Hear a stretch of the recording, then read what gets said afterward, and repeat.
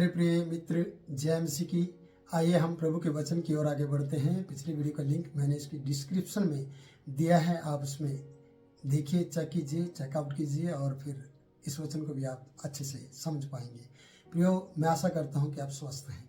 आइए मरकुस की किताब और उसका 9 अध्याय और उसके हम 30 पद पे पहुंच चुके हैं और 30 पद को मैं आपके सामने पढ़ूंगा। वहां पर इस प्रकार से लिखा है कि फिर वे वहां से चले, क्योंकि वहां वाद विवाद हुआ था। चेलों लोगों ने एकांत में उस दुष्टात्मा को क्यों नहीं निकाल पाए, उसका सीक्रेट पूछा था और ये प्रार्थना के द्वारा हो सकता था। और वो वीडियो का लिंक मैंने इसके डिस्क्रिप्शन में दिया है। प्रयोग यहाँ लिखा कि वो वहां से चल दिए और गलील में होकर जब वो जा रहे थे तो वह नहीं चाहता था कि कोई उसे जाने। तो यीशु मसीह ने अपने चेलों से कोई बात कही और वो बात ये थी 31 पद में, क्योंकि वह अपने चेलों को उपदेश देता और अब उनसे कहता था, मनुष्य का पुत्र मनुष्य के हाथ में पकड़वाया जाएगा, मनुष्य का पुत्र मनुष्य के हाथ में पकड़वाया जाएगा और वो उसे मार डालेंगे और वह मरने के बाद तीसरे दिन जी उठेगा। यहाँ पर अपने चेलों को उपदेश के साथ साथ बहुत सी सीक्रेट बातें वो अपने चेलों को बता रहा था। बात क्या थी मैंने आपको पढ़ के सुना है कि वे उसे मार डालेंगे। कौन? मनुष्य, और मनुष्य के पुत्र को, यानी यीशु मसीह को। वो परमेश्वर का पुत्र है, क्योंकि मरकुस उसे मनुष्य का पुत्र कहकर बात करता है। तो मैं ये कहना चाहता हूँ कि मरकुस ने इस प्रकार से बताया है कि वे उसे मार डालेंगे, जो अपने सुसमाचार में लिखा है, और वो मरने के बाद तीसरे दिन जिंदा हो जाएगा। एक सीक्रेट था और एक दुनिया ने और आज के संसार इस बात को जानता है अच्छी तरह से और इस बात को मानता भी है कि वो तीसरे दिन मुर्दों में से जी उठा है। और चेले लोग इस बात को समझ नहीं पा रहे थे, क्योंकि जब आप के साथ कोई प्रभु और बड़े बड़े चिन्ह और चमत्कार करने वाला आपके साथ चल रहा हो, तब आप क्या ऐसा सोचेंगे और ऐसा चाहेंगे कि वो तीसरे दिन क्या वो मारा जाए और मनुष्य के हाथ पकड़वाया जाए और फिर जी उठे। पहली बात, वो पकड़ा क्यों जाए, दूसरी बात, वो मारा क्यों जाए, और तीसरी बात फिर ये दो बात तो आने नहीं देंगे। और फिर जीने की बात तो अलग है कि उसे मारने ही नहीं देंगे, क्योंकि पतरस ने एक बार उसे इस प्लानिंग में जब यीशु मसीह ये बातें कर रहा था तो उसे झिड़का था, और यीशु मसीह ने भी उसे झिड़क कर शैतान कहा था, ऐ शैतान मेरी आंखों के सामने से दूर हो जा, या इसमें से निकल जा, ऐ शैतान तू दूर हो जा, क्योंकि तू मनुष्य की बातों पर मन लगाता है। प्रियो 32 पद बताता है, पर यह बात उनकी समझ में नहीं आई।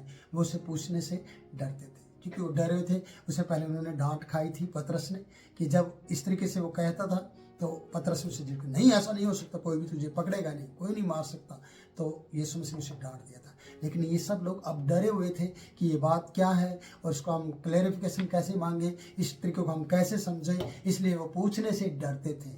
आज आपको पूछने से डरने की जरूरत नहीं है। ये बातें नहीं, अपने बारे में पूछिएगा और अपने कलीसिया के बारे में पूछिएगा, अपने जीवन के बारे में पूछिएगा, और प्रभु के लिए मैं क्या करूं प्रभु से पूछिएगा, प्रभु मेरा दिन किस तरीके से बीत पाएगा उसके बारे में पूछिएगा। तो आपको डरने की जरूरत नहीं है। लेकिन ये लोग उससे पूछने से डरते थे, क्योंकि एक बड़ी बात थी, कहीं ऐसा ना हो कि यीशु मसीह गुस्सा करे और उनको डांट दे और वो इस बात से डर दे, क्योंकि वो नहीं समझ पा रहे थे कि मनुष्य क्यों पकड़ेंगे और मनुष्य क्यों मार डालेंगे हमारे प्रभु को, और फिर तीसरे दिन मुर्दों से जी उठेगा। इसका मतलब प्रभु मरेगा भी, और ये क्या बात है उनकी समझ से बाहर थी और वो पूछने से डर रहे थे। प्रियो, कई बार हम भी अपने पासवान से उन बातों को पूछने से डरते हैं जो आपके जीवन में चल रही होती है। यीशु मसीह ने डायरेक्टली इनसे बात की, इनसे कहा, पर ये पूछने से डर रहे थे। कई बार आपने अपने जीवन की चलने वाली बातों को बताते भी नहीं है, छुपाते हैं और उस बात को कहने से डरते भी हैं। प्रियो, उस बात का सलूशन क्या होगा, उस बात का हल क्या निकलेगा, ये तो बात की बात है। पर आपका फर्ज बनता है कि आप अपने याजक के पास जाएं, पासवान के पास जाएं और उनको वो सारी बातें बता दें। डरने की जरूरत नहीं है, लेकिन आप डरते रहेंगे और दिन प्रतिदिन मरते रहेंगे, अपने आप में घुटते रहेंगे और चिंतित होते रहेंगे और बहुत सी बीमारियों को अपने ऊपर ले आएंगे। बहुत से जिन लोगों को शुगर की समस्याएं होती हैं, डॉक्टर लोग उनसे पूछते हैं कि आप ज़्यादा चिंता करते हैं, कि आप ज़्यादा टेंशन लेते हैं। तो जो टेंशन लेता है, चिंता ज़्यादा करता है, तो शुगर की चपेट में आ जाता है। तो मैं कहना चाहता हूँ कि आप चिंता ना करें, आप बीमारी को सामना करने के लिए तैयार ना रहें, बल्कि आप यीशु के सामने जाएं और प्रार्थना करें और अपने याजक के सामने जाकर उससे कहें, मैं अपने दिल की बात, मन की बात आपको बताना चाहता हूं कि आप मेरी मदद करें, आप मेरे लिए प्रार्थना करें। और वो जरूर आपके लिए प्रार्थना करेगा, आपकी मदद भी करेगा और आपके साथ भी खड़ा हो जाएगा। जब तक आप बातों को छुपा के रखेंगे, बताएंगे नहीं, और पूछने से डरते रहेंगे। वचन यही बता रहा है, वो पूछने से डरते, जबकि यीशु मसीह बहुत कुछ बताना चाह रहा था। अगर वो पूछते, सवाल करते, तो यीशु मसीह और ज्यादा उन्हें बता देता, और ज्यादा उन्हें अच्छे से समझा देता। और वो डरते नहीं और भागते भी नहीं जब यीशु मसीह को पकड़ा गया। और वो इस तरीके से तलवारें नहीं चलाते, किसी के याजक का या आर्मी के व्यक्ति का कान नहीं काटता, समझ रहे मेरी बात को। हथियार नहीं चलाते, वो किसी को भी फिर नंगे होकर कपड़े उतार के भागता नहीं पतरस जब, और झूठ नहीं बोलता उस लड़की के सामने कि तू उनमें से एक है। क्यों? क्योंकि वो अच्छे से पूछ नहीं पाया था, वो पूछने से डर रहे थे। सिर्फ पतरस से नहीं, सब लोग डरे हुए थे। आज अपने सेवकों से आप लोग डर के कुछ भी पूछना नहीं चाहते, कुछ भी बताना भी नहीं चाहते, और अलग अलग रहना चाहते हैं। एकांत में तो नहीं, पर आप पब्लिक के बीच में पर बताना कुछ नहीं चाहते। पर याद रखना, एक समय आएगा आपको बताना पड़ेगा और पूछना भी पड़ेगा। मैं चाहता हूं कि समय चला जाए और उसके बाद आप पूछें, ये ठीक नहीं है।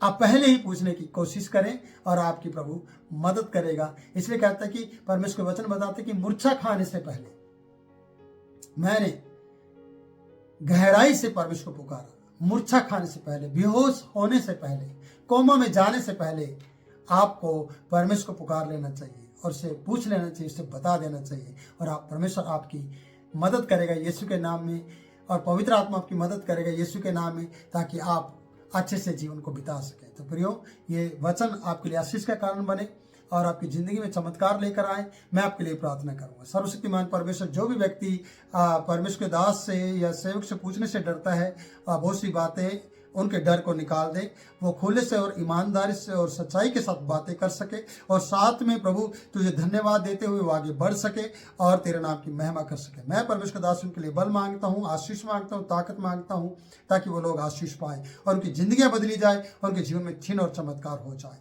पिता, तेरे हाथ में सारी बातें सौंपते, प्रार्थना सुने, कबूल करे, यीशु के नाम से मांगते हैं, आमीन।